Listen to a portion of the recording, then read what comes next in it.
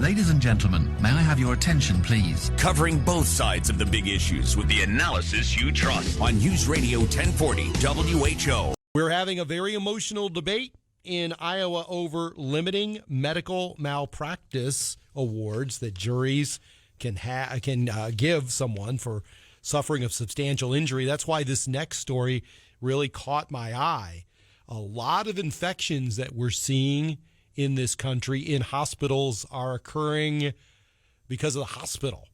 The infections are occurring after being admitted to the hospital. Here's an expert on the spread of infectious diseases, and he's the founder of Wello, the first hands-free self-service temperature screening device. Rik Heller is back on my Newsmaker line. Rik, welcome back to Iowa Radio. Good morning. Good morning to you. Thank you for having me. Rik, so how extensive is this problem now that we're looking into it, folks developing infections after they're in the hospital? Well, it used to be called nosocomial. Now it's called HAIs, hospital-acquired infection. But whatever the case is, it's once you're there for 48 hours and you incur an infection, they presume that you did not bring it in and that you got it from the hospital. Some of the infection comes in from the community with the patient themselves. So they bring in things that are not related to the reason why they visited. Then most of what happens is the hospital staff is moving at a pretty rapid pace as compared to a patient. So they're physically in places where there are many of these. So they actually are getting infected and in some cases, unfortunately, spreading the infection. Rik, is there anything that they can do, or is this just part of that experience? You know, I just think of it in the most simplest of terms, that you're surrounded by sick people, and it is quite possible you'll pick something up at the hospital. But is there anything more hospitals should be doing? Continually improve, and there's a lot of money incentive, cash incentive for that. If you have an HAI, hospital-acquired infection, then the hospital will not be reimbursed for that and things related to that infection. Okay. So they have to, of course, they have to treat it, and they will. So your question was, again? Yeah, so the question is, are they doing all they can?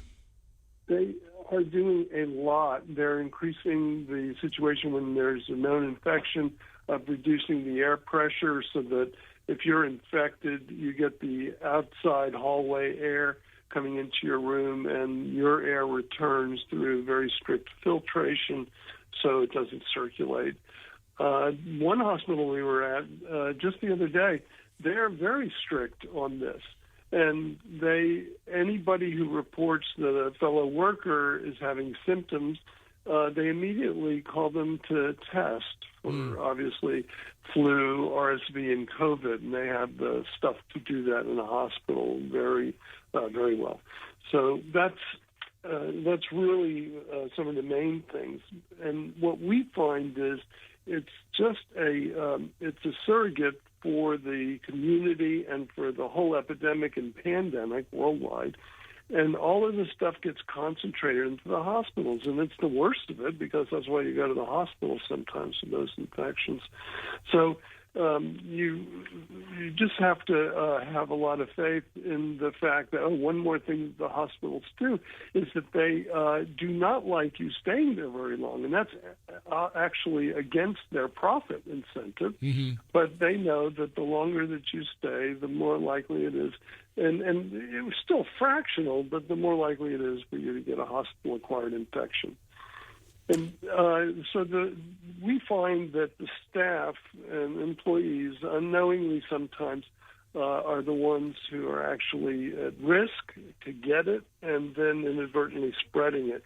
And then finally, if I may say, the idea of temperature or fever is misguided when it comes to spreading disease.